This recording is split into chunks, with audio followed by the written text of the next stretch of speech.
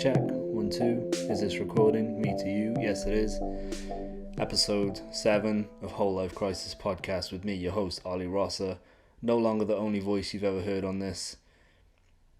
Last episode, I sat down with Stevie B and Stevie Y of the Bearded Villains Welsh chapter, and we had a little discussion about what the group does, some of the criteria that you need to satisfy in order to join, some of the charitable works that they've done,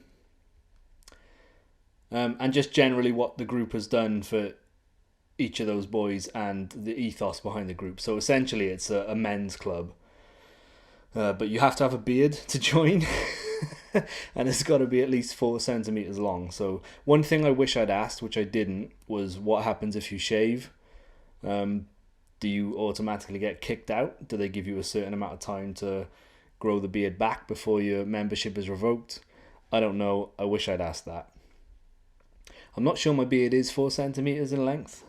I should probably measure it. I'm not thinking about trying to join the group. Not yet, anyway. But it would be nice to know. I recently trimmed it. Anyway, that's terribly boring to listen to.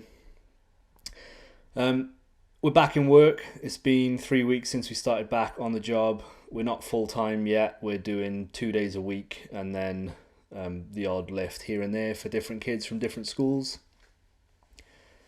And it's good. It's not as good as being off with full pay and enjoying the sunshine, which is somewhat controversially how I spent my lockdown. I had a great time with it. I know some people didn't. I don't want to minimize those experiences, but personally, I thoroughly enjoyed it. But yeah, it's over now. We're back in work. There's still the threat of COVID. We've still got to be really careful with what we do in work. As you might know if you've listened to a lot of the stuff that I've put out, we work with children. And it's really difficult to keep the kids away from each other because they're, especially the younger ones, they just want to play together all the time. So that's fine, they can play together, but as staff we're trying to keep a bit of a distance and only help out when it's absolutely necessary. And that's going fine. But yeah, still, I'd really love that lottery win. That would be good. Please wish me luck, everybody. If anybody wants to do a deal with me, by which if they win the lottery, they give me half, and if I win the lottery, I give them half, but it's only a one-shot deal. If I end up with tens of thousands of listeners to this and I've made a deal with everybody, I can't possibly give half to everybody. It would be a one-time thing. As soon as I win the lottery, who would I choose? I'd have to do my own lottery then. Once I've won the lottery, I'd have to do the lottery with the people that I'd made the deal with, which hardly seems fair. But anyway, just send me money. I don't know. I don't mean that. I don't think I provide that much value yet. Tomorrow is something a bit different. I'm sitting down and recording a podcast with the gentleman who runs the YouTube channel, The Art of Money Saving. As far as I'm aware, it's a relatively new channel that he started, but he seems to be putting out a hell of a lot of content lately, which is really good to see. So we're going to sit down and discuss everything, really. There's no real agenda to talk about. We both are interested in making videos to do with money. His channel seems to be a lot more dedicated to that subject than mine. My channel's a bit more of an eclectic mix of videos, so I make videos regarding money, videos regarding stand-up paddleboarding, stuff about my dogs, the really ridiculously stupid ones about me firing my airsoft sniper rifle in the garden like a grown child. But yeah, we're doing sort of semi-similar things, so it'll be interesting to sit down and talk. One thing I am interested in is, because his channel is so dedicated towards this subject and mine isn't, I'm wondering how, whether this isn't too personal a question, how well his growth is going.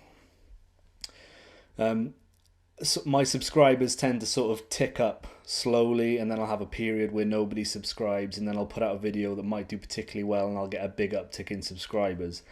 But the problem I think I've identified with my channel, which I'm not sure I want to fix, or B, not sure how to go about fixing it, is the fact that I don't stick to one little niche. I put up a broad range of videos, so it's not like my channel is a financial channel. It's a bit of everything. And that's the way I like it, because I like producing videos on a lot of different subjects. It's the joy of editing something and putting up a finished product. Finished product that I like. However, I think, obviously, if you were thinking of it in terms of a business strategy, having a little corner of the market of YouTube would be a better way to do it. And that's what I think the art of money saving is at the minute. So I'm interested to learn a bit about that. Ways that I've thought of doing this is perhaps, it could involve starting a whole new channel and dedicating that new channel to money. But then I run the risk of losing a lot of the subscribers that I've built up over the years because of the money videos on my current channel. It could be maybe differentiating with definite colors of thumbnails or something like that. But it's something that I never really thought about when I was growing the channel from the beginning. I've had my channel for about, I want to say 10 years, but I'm not sure the exact date that I started. I never really put any thought into how it was structured, but now I'm coming around to setting up deliberate playlists, working on thumbnails, and it's all stuff that people who maybe consume YouTube but don't produce videos don't really think about. When you see a thumbnail, that's being created to get attention. And I'm not necessarily creating mine to get attention, but I'm putting more thought into how they look now so that the videos look like a finished product, a deliberate upload, if that makes any sense. But I'm sure we'll get some money talk done tomorrow as well. Obviously, I'll be uploading the video. Whether it's just audio or a video as well, I'll be uploading it to this channel. So please, by all means, check that out and check out his channel, The Art of Money Saving on YouTube. That's tomorrow. And then just the end of the week, I've got a bunch of other videos that I'm interested in making, but to be honest, the dog is doing my head in at the minute. He keeps trying to tear up the garden and all the plants that I've planted, so I don't get a minute to myself to sort of sit down and get stuck into anything deliberate.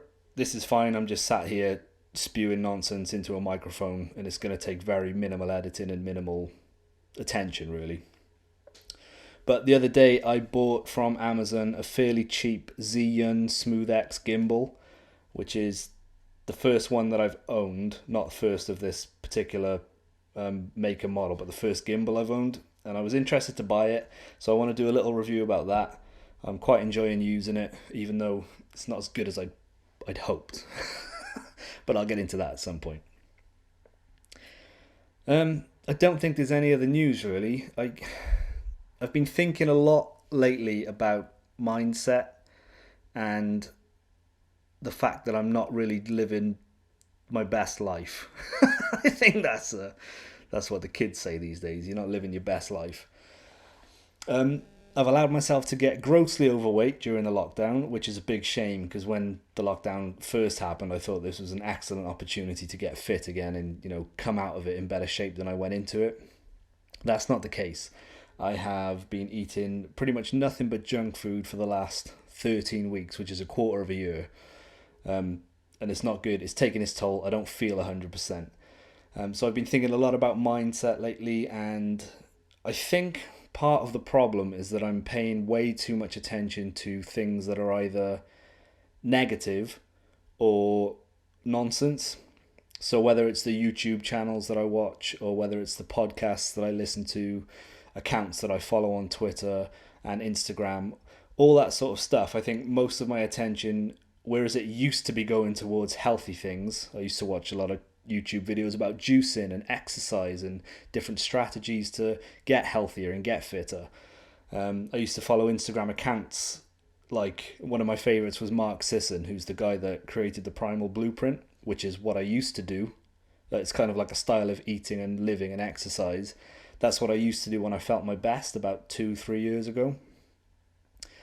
I used to follow all that, but lately it's become a bit more about entertainment and just junky time filling, like not to start any beef or anything, but like Keemstar and Drama Alert. Like, I'm 35 years old. I shouldn't really be paying attention to the dramatic goings on of teenage YouTubers. I don't care, but it's something that sort of sucks you in because it's just, you could just ignore it in the background, and it's interesting. Drama sells, negativity sells. Unfortunately, I'm buying, but not anymore. So I've cleaned up my information sources. I'm working on podcasts next. I want to cut out any of the stuff that isn't absolutely necessary, because I end up listening to a bunch of stuff. And I do think that what you put in matters. It's the same with your physical food diet. If you're eating a diet of trash, your body is going to be trash, because obviously your body is made up of the things that you put in it. And I think it's the same with your mind. If you're not putting good things into your mind, then your mind is focused on the nonsense that's filling it up instead. So I've done this before. I've put out a little plan and I've said this is what I'm going to do, and then you think that you get accountability, and maybe you don't really, because it's easy to just slack off. But I'll try again. As of tomorrow, I'm going to make a real effort to get back on track, get back to being the healthy person that I was, and engaging in the healthy habits that I used to engage in. And part of that is decluttering my mental nonsense. Everything I've just explained over the last 2 minutes. So we'll see how it goes. I'll never quit. I've never quit. I've just fallen off the wagon. So it's time to get back on. And that's the important thing. You can't have perfection. There's no such thing as perfection. But you can consistently try to do better and be better tomorrow than you were today. And eventually, over time, in a year's time, you'll be much better then than you were a year ago. There was a good saying that I always used to come across back when I was doing this before, and it was, a year from now, you'll wish you'd started today. So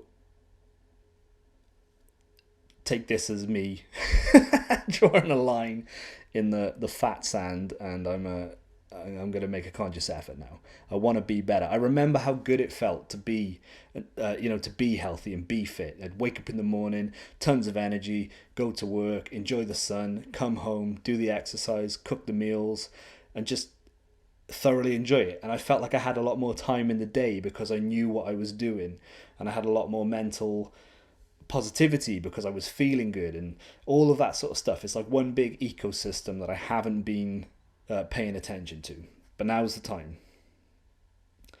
Well, that went into a bit of a rant, one that I didn't particularly expect to go on.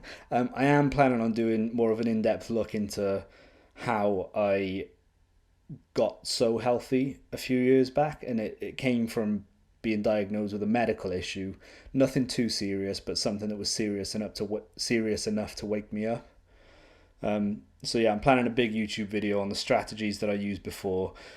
Maybe it's more for me to sort of touch base with those things again, but also, my channel is sort of about personal growth, personal finance, lifestyle, and a little bit of tomfoolery, and all self-deprecating humor. I never take myself seriously. I was about to say I hope other people don't either, but there are some things I say that have validity, I promise. Anyway, I think I'll leave that here.